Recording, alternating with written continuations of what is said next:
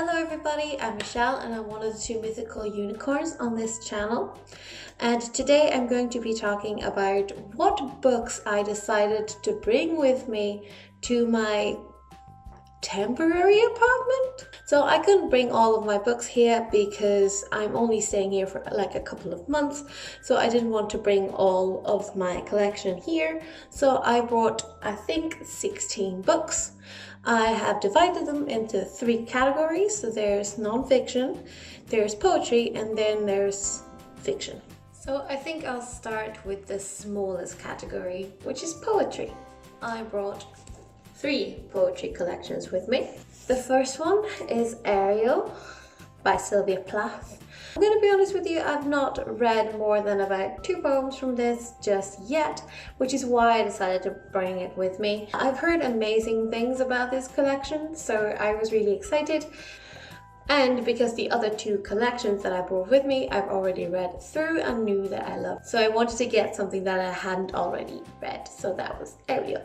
The second one is Charles Bukowski, The Days Run Away Like Wild Horses Over the Hills.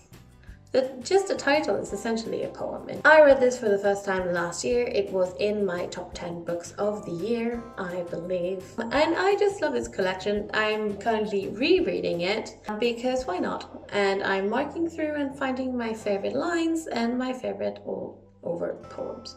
And the last one is another Charles Bukowski, and that's Storm for the Living and the Dead. Uncollected and unpublished poems. Now this I was given for my 25th birthday from a good friend who sent it over. We'd spoken about Charles Bukowski back and forth for quite a while because we were reading the same book by him and we were both loving it. So I was really excited when I got this in the mail for my birthday, and I really like it. I can see why they're not published. Not that they're bad in any way. I can see the difference in this collection as opposed to The Days Run Away Like Wild Horses Over the Hills. It's not curated in the same way as one of the other collections by Charles Bukowski would be. So let's move on to non-fiction. And we'll start with the book that I picked up the latest, which is Sapiens by Yuval Noah Harari, and I butchered that and I apologize. If you haven't heard of this book, which I sincerely doubt since you're on a book channel, essentially this is about the human history. I just started reading this just a couple of days ago, so I'm literally on page 23. So I've not gotten very far, but I quite like it at this point. Next one, I didn't really know what to categorize, but I guess it's non-fiction. It's Good Morning, Good Night, Little Pep Talks for Me and You by Lin-Manuel Miranda. This is also illustrated by Johnny Sun. Now this is essentially just a collection of tweets that Lin-Manuel Miranda has tweeted. There's one good morning and one good night, and then they've been illustrated, and they're all really nice and encouraging, which is nice sometimes. I've dipped in and out of this book since I got it, which is a couple of months ago, and I really enjoy it. I do follow Lin-Manuel Miranda on Twitter, but I don't spend much time on Twitter, so I do miss most of them, which is why this book is great. And I also love the illustrations, so I just liked having it around to dip in and out of when I needed it. The next one is actually a speech, and it's called This Is Water by David Foster Wallace.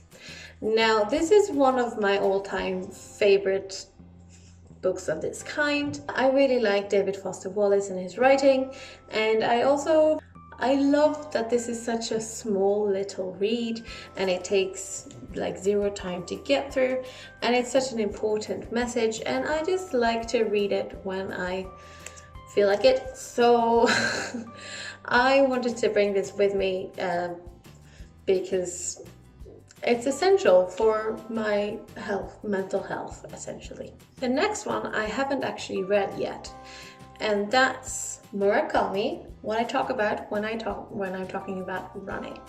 This is essentially just a book about why Murakami likes to run, I believe. As I said, I've not read it, which is why I brought it with me. I love Murakami. I've read 2 of his books so far, and I really like it. So I figured it'd be nice with a small Murakami book for once, because I've only read the really big ones, and so I figured this would be a good next read. Next one is the 3rd one by this man, Charles Bukowski. This is Notes of a Dirty Old Man. Now this is essentially a collection of, I think, columns for underground LA newspapers. And I was recommended this by the friend who sent me the collection, actually. Well, he didn't recommend it, he was talking about it, and I thought it sounded cool, and so I ordered it the same night. And it's another one that I like to dip in and out of. I don't like reading all through these types of, like nonfiction, I like to read a chapter here and there when I feel like it, and this is sort of the perfect book for that, because it's entirely different pieces and entirely different thoughts and ideas. Because I was already in the middle of it, I figured this was gonna have to come with me. And the last one in the non-fiction is Consider the Lobster and Other Essays by David Foster Wallace. This is a book that I bought about 2 years ago or so now, and I've not gotten around to it. I read the first essay just recently, and I really like David Foster Wallace, so I figure this is another one that I'm gonna dip in and out of when I feel like it, and read an article, an essay when I want to, which is why it's here, so that I would have the option to actually try and read some of it. And so the last category is fiction. The first one I brought with me because it's one of the books that I've heard a lot of people talk about all the time and how great it is, and other people saying that it's horrible and draggy because they read in high school. Now, we never read any of the most famous books in high school because we read Swedish ones. So I'm currently reading Fahrenheit 451 by Ray Bradbury. Bradbury is one of the authors that I really want to try and get into this year. So I figured I'd start with the classic and the most well-known one, which is this one. And I'm 2 pages in, which obviously is going great. So let's see how that works out. The next one is a hefty one, and that's Skyward by Brandon Sanderson. I bought this quite a while ago at this point, and said I was going to do a review of it, and I've not picked it up yet because it's huge and intimidating, and I'm tired all the time, so I've not had the courage to pick this up, but I will, because I really want to read some Brandon Sanderson always. The next one is a book that I tend to reread whenever I feel like it, and that's Stardust by Neil Gaiman. I love this, and I'm planning to reread it quite soon, which is why it's in this pile of books, because this makes me quite happy on the inside. You know, it's happy inducing, so it got brought along. Next one, and I will probably laugh about because it's I Am the Messenger by Marcus Zusak. And I said that you'll laugh about it because I reread this book at least once a year, I'd say.